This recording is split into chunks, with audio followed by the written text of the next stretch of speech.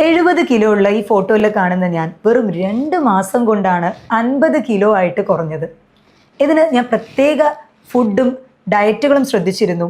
അതേപോലെ തന്നെ ചില ഭക്ഷണങ്ങൾ ഒഴിവാക്കി, ചില ഭക്ഷണങ്ങൾ ഞാൻ ഇൻക്ലൂഡ് ചെയ്തു. പലരും ഇന്ന് അമിതവണ്ണം കാരണം ബുദ്ധിമുട്ടുന്നവരാണ്. ഈ പൊന്നത്തടി അല്ലെങ്കിൽ അമിതവണ്ണം കാരണം നമുക്ക് ഇഷ്ടമുള്ള ഡ്രസ്സ് ധരിക്കാൻ പറ്റാത്ത അവസ്ഥ, അതല്ലെങ്കിൽ ഇത് വേറെ പല ജീവിതശൈലി രോഗങ്ങൾക്ക് കാരണമാകുന്നുണ്ട്. Thyroid, PCOD, diabetes, BP, fatty liver, ഇങ്ങനെ പല ജീവിതശൈലി രോഗങ്ങൾക്കും ഈ അമിതവണ്ണം അല്ലെങ്കിൽ പൊന്നത്തടി എന്നുള്ളത് ഒരു പ്രധാന കാരണമാണ്. അപ്പം നമ്മുടെ വെയിറ്റ് ഹെൽത്തി ആയിട്ട് കുറച്ച് കഴിഞ്ഞാൽ തന്നെ നമ്മുടെ മിക്കവാറും അസുഖങ്ങളും അതിൽ തന്നെ കൺട്രോളായി കിട്ടും. ഒട്ടുമിക്ക രോഗങ്ങളും ഫ്യൂച്ചറിൽ വരാതിരിക്കാനും നമ്മുടെ വെയിറ്റ് ലോസ് വളരെ നിർബന്ധമായിട്ടുള്ള കാര്യമാണ്. പ്രഗ്നൻസി ടൈം കഴിഞ്ഞ് ഡെലിവറി കഴിഞ്ഞിട്ടുള്ള പല സ്ത്രീകളും ഈ 70 കിലോ 80 കിലോയിലുള്ളവർ എങ്ങനെയാണ് വെയിറ്റ് കുറയ്ക്കാൻ പറ്റുക, അതിനുശേഷം പറ്റുന്നില്ല എന്ന് ബുദ്ധിമുട്ട് ഒരുപാട് പേര് പറഞ്ഞിട്ടുണ്ട്. അങ്ങനെയുള്ളവർക്ക് ഒരു ഇൻസ്പിറേഷൻ ആയിക്കോട്ടെ എന്ന് പറഞ്ഞിട്ടാണ് എൻ്റെ ഈ വീഡിയോ, എൻ്റെ എക്സ്പീരിയൻസ് ഞാൻ നിങ്ങളുമായിട്ട് ഷെയർ ചെയ്യുന്നത്. ഇത് നിങ്ങളുടെ doctor Jumana Haseen AG, doctor Jumana's homeo care, Vadakkencherry, Palakkad.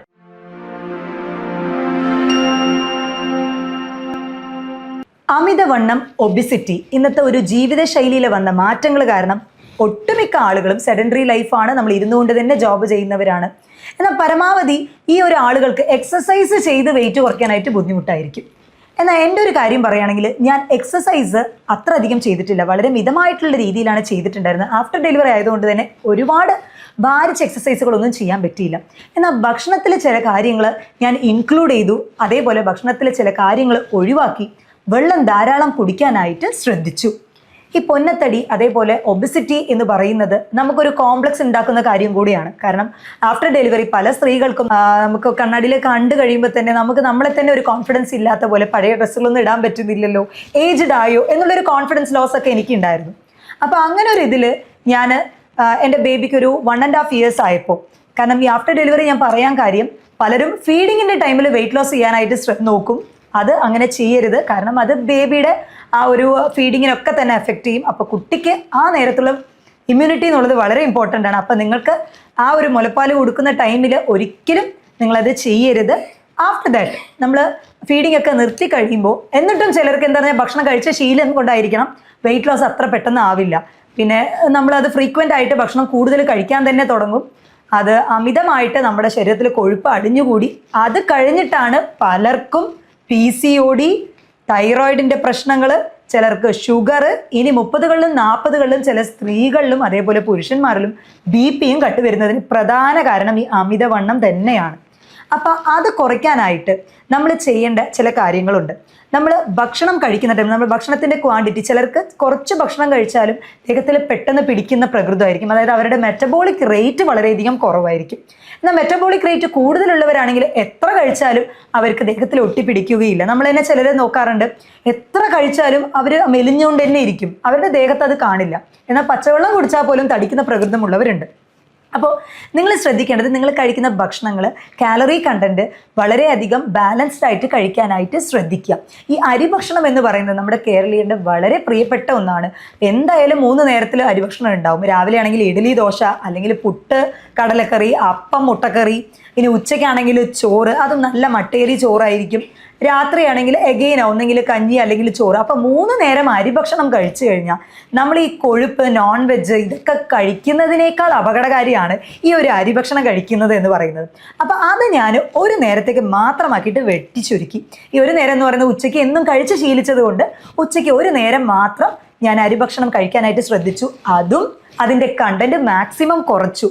അതായത് ഒരു ചെറിയ കപ്പ് 250 ഗ്രാം ആ ഒരു ലെവലിൽ ചെറിയൊരു കപ്പ് മാത്രമാണ്, ഒരു ചെറിയ ബൗൾ റൈസ് മാത്രമാണ് എടുക്കാറുണ്ടായിരുന്നത്. പക്ഷേ അതിൻ്റെ കൂടെ ഈ മീൻ, മുട്ട, അതേപോലെ ഇപ്പോൾ ബീഫോ മട്ടൻ അതൊക്കെ ഞാൻ അത്യാവശ്യം എടുക്കുമായിരുന്നു.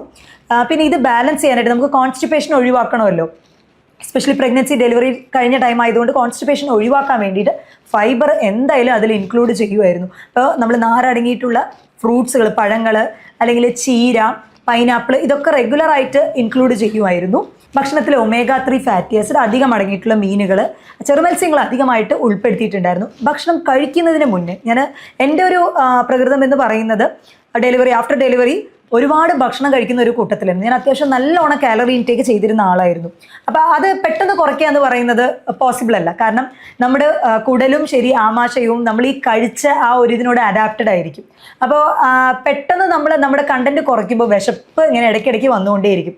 അപ്പോൾ ഞാൻ ഭക്ഷണം കഴിക്കാൻ പോകുന്നതിന് ഒരു അരമണിക്കൂർ മുന്നേ എൻ്റെ വയറ് ഒരു പകുതിയോളം ഞാൻ വെള്ളം കൊണ്ട് ഫില്ല് ചെയ്യും. നന്നായി വെള്ളം കുടിക്കും. എന്നിട്ടാണ് ഞാൻ ഭക്ഷണം കഴിക്കാൻ പോകുള്ളൂ. അപ്പോൾ ഓട്ടോമാറ്റിക്കലി കുറച്ച് കഴിക്കുമ്പോൾ തന്നെ വയറ് ഫില്ലിംഗ് ആയിട്ട് തോന്നിക്കും.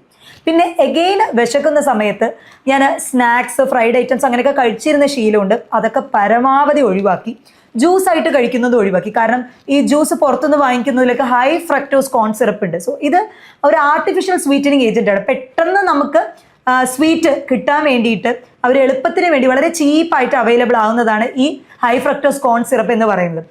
ഇത് ഫാറ്റി ലിവർ പോലുള്ള അപകടകാരിയായിട്ടുള്ള പ്രശ്നങ്ങൾ ഉണ്ടാക്കാൻ മെയിൻ കാരണക്കാരനാണ്. അതുകൊണ്ട് തന്നെ പരമാവധി ഈ പാക്കഡ് ടിൻഡ് ആയിട്ടുള്ള ജ്യൂസുകളൊക്കെ ഒഴിവാക്കി ജ്യൂസായിട്ട് അടിച്ചു കുടിക്കുന്നത് തന്നെ ഒഴിവാക്കിയിട്ട് പഴങ്ങൾ അതേപടി കഴിക്കാനായിട്ട് ശ്രദ്ധിച്ചു.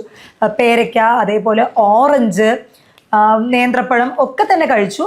പക്ഷേ ആ ഫ്രൂട്ട്സ് അതേ രീതിക്കാണ് കഴിക്കാനായിട്ട് ശ്രദ്ധിച്ചത്. അത് ജ്യൂസ് ആക്കിയിട്ട് ഒഴിവാക്കി. ആപ്പിള് അതൊക്കെ ഒഴിവാക്കിയിട്ടോ. ഹൈ കാലറി ആയിട്ടുള്ള ഭക്ഷണങ്ങൾ ഞാൻ പരമാവധി ഒഴിവാക്കിയിട്ടുണ്ടായിരുന്നു.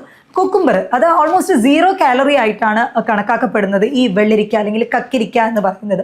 അപ്പോൾ അത് അധികം ഇൻക്ലൂഡ് ചെയ്തു. കാരണം അത് നമ്മൾ ഹൈഡ്രേറ്റഡ് ആയിട്ട് വെച്ചിരിക്കും. മാത്രമല്ല അത് എപ്പോഴും ഫില്ലിംഗ് ആയിരിക്കും. അത് കുറച്ച് കഴിക്കുമ്പോൾ തന്നെ നമുക്ക് ഫില്ലിംഗ് ആവും, ജലാംശം കൂടുതലായതുകൊണ്ട്. അപ്പോൾ അതുകൊണ്ടുള്ള സാലഡുകൾ പ്രിപ്പയർ ചെയ്ത് കഴിക്കുമായിരുന്നു ഞാൻ. അതായത് വെള്ളരിക്കയും അതിൽ കുറച്ച് തൈര് ആഡ് ചെയ്തിട്ട്, പിന്നെ പ്രോട്ടീനിന് വേണ്ടിയിട്ട് നമ്മൾ ഈ വെളുത്ത കടല, അത് വളരെയധികം ചെന്നാക്കടല എന്ന് പറയുന്നത് വളരെയധികം പ്രോട്ടീൻ അധികം നിറഞ്ഞതാണ്. അപ്പോൾ അതും ഇൻക്ലൂഡ് ചെയ്തിട്ട് അങ്ങനെ ഒരു ബാലൻസ്ഡ് ആയിട്ട് ഇടയ്ക്ക് വിശക്കുന്ന ടൈമിൽ ഇങ്ങനെ ഒരു സാലഡ് കഴിക്കും. പിന്നെ ഡെലിവറി കഴിഞ്ഞ ടൈം ആയതുകൊണ്ട് തന്നെ എനിക്ക് ഒരുപാട് ഭാരിച്ച എക്സസൈസുകളൊന്നും ചെയ്യാൻ പറ്റിയില്ല. എന്നാൽ മിതമായിട്ട് ഞാൻ കിടന്നുകൊണ്ട് തന്നെ ചെറിയ ചെറിയ വർക്കൗട്ട്സ്, അതായത് അബ്ഡോമൻ, നമ്മൾ എന്ത് തന്നെ തടി ഫുള്ള് കുറഞ്ഞാലും ചിലപ്പോൾ വയറ് ചിലർക്ക് ചാടി തന്നെ ഇരിക്കും. അപ്പോൾ ആഫ്റ്റർ ഡെലിവറി വയറ് കുറയ്ക്കണമെന്ന് ആഗ്രഹിക്കുന്നവർ ചില എക്സസൈസുകൾ, ഇപ്പോൾ കിടന്നുകൊണ്ട് തന്നെ ഒരു കാല് മാത്രം സ്ട്രെയിറ്റ് ലെഗ് റൈസ് ചെയ്യുക, ഒരു 45 ഡിഗ്രി റൈസ് ചെയ്യുക, അങ്ങനെ ഒരു 5 കൗണ്ടിൽ വെച്ചാണ് സ്റ്റാർട്ട് ചെയ്യുക. കാരണം ഒരു എക്സസൈസും ചെയ്യാത്തവർ പെട്ടെന്ന് പോയി ഒരു ദിവസം ഓടുക, വാക്കിംഗ് ചെയ്യുക, അല്ലെങ്കിൽ ഭാരിച്ച എക്സസൈസുകളൊക്കെ ചെയ്ത് കഴിഞ്ഞാൽ അടുത്ത ദിവസം നമുക്ക് മസിൽ ക്രാംസ്, പിന്നെ ഒറ്റ ദിവസമേ കാണുള്ളൂ. പിന്നീട് നമുക്ക് ചെയ്യാൻ നല്ല ബുദ്ധിമുട്ടായിരിക്കും. അപ്പോൾ കുറച്ച് എപ്പോഴും സ്റ്റാർട്ട് ചെയ്ത് ഭയങ്കര സ്ലോ ആയിട്ട് തന്നെ സ്റ്റാർട്ട് ചെയ്യുക. അപ്പോൾ ഒരു 5 കൗണ്ട് ആയിട്ടാണ് ഞാൻ സ്റ്റാർട്ട് ചെയ്തത്. ഒരു 2-3 പ്രാവശ്യം, രാവിലെ ഒരു പ്രാവശ്യം, വൈകിട്ട് ഒരു പ്രാവശ്യം, അങ്ങനെയാണ് ചെയ്യാൻ തുടങ്ങിയത്. പിന്നെ അത് ഒരു ദിവസം 4-5 തവണയൊക്കെ ചെയ്യാൻ തുടങ്ങി. അതായത് ഈ സ്ട്രെയിറ്റ് ലെഗ് റൈസ് ചെയ്തിട്ടുള്ള ആ ഒരു എക്സസൈസ് റെഗുലറായിട്ട് ചെയ്യാൻ തുടങ്ങി. അതേപോലെ തന്നെ കാല് കിടന്നുകൊണ്ട് മുട്ടിനോട് അടുപ്പിച്ച്, വയറ് മുട്ടിനോട് അടുപ്പിച്ചിട്ട് കാല് മടക്കിക്കൊണ്ട്, ഇതൊക്കെ ആപ്സിനുള്ള എക്സസൈസ് ആയിട്ട് ഞാൻ ട്രൈ ചെയ്തതായിരുന്നു. അത് നല്ല റിസൾട്ടും കിട്ടി. കാരണം അബ്ഡമിനൽ ഫാറ്റ് കുറയ്ക്കാനായിട്ട് അത് വളരെയധികം സഹായിച്ചു. ഭക്ഷണത്തിൽ ഞാൻ ഉൾപ്പെടുത്തിയത് ഈ അരിഭക്ഷണം തന്നെ പരമാവധി, അത് ഞാൻ പറഞ്ഞല്ലോ 1 കപ്പ് എന്ന് പറഞ്ഞിട്ട്, അതിൽ തന്നെ ചെറുധാന്യങ്ങൾ അധികം അടങ്ങിയിട്ടില്ല. ഈ ചെറുധാന്യങ്ങളുടെ സ്പെഷ്യാലിറ്റി എന്തെന്ന് വെച്ചാൽ കുറച്ച് കഴിക്കുമ്പോൾ തന്നെ അത് ഫില്ലിംഗ് ആയിട്ടുണ്ടാവും. മാത്രമല്ല അതിൽ അന്നജം മാത്രമല്ല, അധികം മിനറൽസ്, വൈറ്റമിൻസ് എല്ലാം അതിൽ അടങ്ങിയിട്ടുണ്ട്. അപ്പോൾ ചെറുധാന്യങ്ങളായിട്ടുള്ള, അതായത് ഇപ്പോൾ റാഗി, പിന്നെ കമ്പ്, വിറക് എന്നൊക്കെ പറയുന്ന പോലെ ചെറുധാന്യങ്ങളുണ്ട്. അപ്പോൾ ഇത് മില്ലറ്റ്സ് വളരെയധികം ഇഫക്റ്റീവാണ്. വെയിറ്റ് ലോസ് ചെയ്യാൻ ആഗ്രഹിക്കുന്നവർ മില്ലറ്റ്സിൻ്റെ കഞ്ഞി, മില്ലറ്റ് റൈസ്, നമ്മൾ റെഡ് റൈസ് അവൈലബിൾ ആണ്, ബ്ലാക്ക് റൈസ്, കറുപ്പ് കവനി എന്നൊക്കെ പറയുന്ന പോലെ ബ്ലാക്ക് റൈസ് അവൈലബിൾ ആണ്. ഇതൊക്കെ തന്നെ റെഗുലറായിട്ട് എടുത്തിരുന്നു. പിന്നെ മുട്ട ഹൈലി പ്രോട്ടീനേഷ്യസ് ആണ്. വെയിറ്റ് ലോസ് ചെയ്യാൻ ആഗ്രഹിക്കുന്നവർ, വെയിറ്റ് ഗെയിൻ ചെയ്യാൻ ആഗ്രഹിക്കുന്നവർ രണ്ടുപേരും മുട്ട എന്നുള്ളത് ഒഴിവാക്കാൻ പറ്റാത്ത ഒന്നാണ്.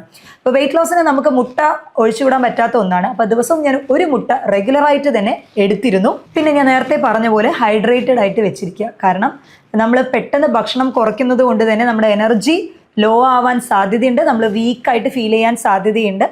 അപ്പോൾ ഞാൻ എപ്പോഴും പരമാവധി ഇടയ്ക്കിടയ്ക്ക് വെള്ളം കുടിച്ച് അത് ഞാൻ ഹൈഡ്രേറ്റഡ് ആയിട്ട് ജലാംശം എപ്പോഴും നിലനിർത്തത്തക്ക രീതിയിലാണ് വെച്ചിരുന്നത്. വെറും 2 മാസം കൊണ്ട് ആണ് ഞാൻ ഈ ഒരു 20 കിലോ കുറച്ച് കൊണ്ടുവന്നത്. അത് 50 ആയിരുന്നു. ഇപ്പം എൻ്റെ കറൻ്റ്ലി ഉള്ള വെയിറ്റ് എന്ന് പറയുന്നത് 47 kg ആണ്. അപ്പം നമ്മളെപ്പോഴും ശ്രദ്ധിക്കേണ്ടത്, വെയിറ്റ് ലോസ് ചെയ്യാൻ ആഗ്രഹിക്കുന്നവർ BMI, ബോഡി മാസ് ഇൻഡെക്സ് മസ്റ്റായിട്ട് നമ്മൾ വന്നിട്ട് നോക്കണം. കാരണം ഇപ്പോൾ ഒരു 152 അല്ലെങ്കിൽ 162 സെൻറ്റിമീറ്റർ ഉള്ള ഒരാളാണെന്നുണ്ടെങ്കിൽ അവരുടെ ഒരു ആവറേജ് വെയിറ്റ് എന്ന് പറയുന്നത് 62 to 65, അതിൽ കൂടാനായിട്ട് പാടില്ല. അപ്പം 152 എൻ്റെ ഹൈറ്റ്. അപ്പോൾ എൻ്റെ BMI എന്ന് പറയുന്നത് ഒരു 50 കിലോ 52 വരെ വരാം. എന്നാൽ സ്റ്റിൽ ഞാനിപ്പോൾ നോർമൽ ഹെൽത്തി BMIയിലാണ് മെയിൻറ്റെയിൻ ചെയ്ത് വരുന്നത്, 47 കിലോ. അപ്പോൾ എൻ്റെ ഒരു പേഴ്സണൽ ആയിട്ടുള്ള എക്സ്പീരിയൻസ് ഇവിടെ ഞാൻ ഷെയർ ചെയ്യാനായിട്ടുള്ള കാര്യം, ഒട്ടുമിക്ക ആളുകളും വെയിറ്റ് ലോസ് ചെയ്യണം. ഇപ്പോൾ ജനുവരി 2026 തുടങ്ങിക്കഴിഞ്ഞപ്പോൾ റെസൊല്യൂഷൻ ആയിട്ട് തന്നെ ചിലർ വെയിറ്റ് ലോസ് ചെയ്യണമെന്ന് ആഗ്രഹിക്കും. 1-2 ദിവസം ട്രൈ ചെയ്യും, പിന്നെ അതങ്ങനെ വിടും. അല്ലെങ്കിൽ ഇനി ഒരുപാട് ഭാരിച്ച എക്സസൈസ് ഒക്കെ ചെയ്യണമല്ലോ, അതൊക്കെ പറ്റുമോ എന്നൊക്കെ വിചാരിക്കുന്നവരുണ്ട്. അപ്പോൾ അവർക്കൊക്കെ ഒരു ഇൻസ്പിറേഷൻ ആയിക്കോട്ടെ എന്ന് പറഞ്ഞിട്ട് തന്നെയാണ് ഞാൻ എൻ്റെ ഈ പേഴ്സണൽ ആയിട്ടുള്ള എക്സ്പീരിയൻസ് ഷെയർ ചെയ്യുന്നത്. എന്നെ കൊണ്ട് പറ്റുമെന്നുണ്ടെങ്കിൽ തീർച്ചയായിട്ടും നിങ്ങളെ കൊണ്ടും പറ്റും. അതിന് ചില പ്രത്യേക ഡയറ്റ് ഷെഡ്യൂൾസ് നമ്മൾ ഓരോരുത്തർക്കും അനുസരിച്ചാണ് അത് നമ്മൾ ഓൾട്ടർ ചെയ്യുക. കാരണം ഡയറ്റ് നമ്മൾ പറഞ്ഞു കൊടുക്കുമ്പോൾ, ഞാൻ എൻ്റെ പേഷ്യൻസിനാണെങ്കിൽ ഞാൻ പറഞ്ഞു കൊടുക്കുമ്പോൾ എല്ലാവർക്കും ഒരേ ഭക്ഷണം എന്നുള്ള രീതിയിലാണ്. ചിലർക്ക് അസിഡിറ്റി പ്രശ്നമുള്ളവരുണ്ടാകും. അപ്പോൾ അവർക്ക് നമ്മൾ ഈ വൈറ്റമിൻ സി അടങ്ങിയിട്ടുള്ളതോ അല്ലെങ്കിൽ ഓറഞ്ചുകൾ അധികം ഉൾപ്പെടുത്തുന്നതോ അല്ലെങ്കിൽ കടല, പയറുവർഗ്ഗങ്ങൾ പരമാവധി ഒഴിവാക്കിയിട്ട് വേറെ പ്രോട്ടീൻ വെച്ച് ബാലൻസ് ചെയ്യണം. അതേപോലെ പാലുൽപ്പന്നങ്ങൾ കഴിക്കുമ്പോൾ എന്തെങ്കിലും ബുദ്ധിമുട്ടുള്ളവർ വരുന്നവരുണ്ടാവും, ലാക്ടോസ് ഇൻടോളറൻസ്. അപ്പോൾ അങ്ങനെയുള്ളവരിൽ നമ്മൾ ഈ മിൽക്ക് ഷേക്കും കാര്യങ്ങളൊക്കെ പരമാവധി ഒഴിവാക്കണം. പാലിന് പകരം നമ്മൾ സോയാ മിൽക്ക് ഒരു സബ്സ്റ്റിറ്റ്യൂട്ട് ആയിട്ട് പറയാറുണ്ട്. ഇപ്പോൾ പനീർ കഴിക്കുമ്പോൾ ബുദ്ധിമുട്ടുള്ളവർക്ക് അതിന് പകരം വേറെ പ്രോട്ടീൻ സോഴ്സ്. അങ്ങനെ ഒരു ബാലൻസ്ഡ് ആയിട്ട്, എല്ലാവർക്കും ഒരേ ടൈപ്പ് നമുക്ക് പറ്റില്ല. ഓരോരുത്തരും ഇൻഡിവിജ്വൽ ആയിട്ട് എന്താണോ അവരുടെ ദേഹപ്രകൃതം അതിനനുസരിച്ചായിരിക്കും നമ്മൾ ഡയറ്റ് ഷെഡ്യൂൾ ചെയ്ത് കൊടുക്കുന്നത്. അപ്പോൾ എന്നെ പോലെ നിങ്ങൾക്കും നല്ല ഹെൽത്തി ആയിട്ട് വെയിറ്റ് ലോസ് ചെയ്യണമെന്ന് ആഗ്രഹമുണ്ട് എന്നുണ്ടെങ്കിൽ താഴെ തന്നിട്ടുള്ള ഈ വാട്സപ്പ് നമ്പറിൽ കോൺടാക്ട് ചെയ്യാം. മറ്റൊരു ഹെൽത്ത് ടോപ്പിക്കുമായിട്ട് വീണ്ടും കാണാം. ഇത് നിങ്ങളുടെ doctor Jumana Haseen AG, doctor Jumana's homeo care, Vadakkencherry, Palakkad.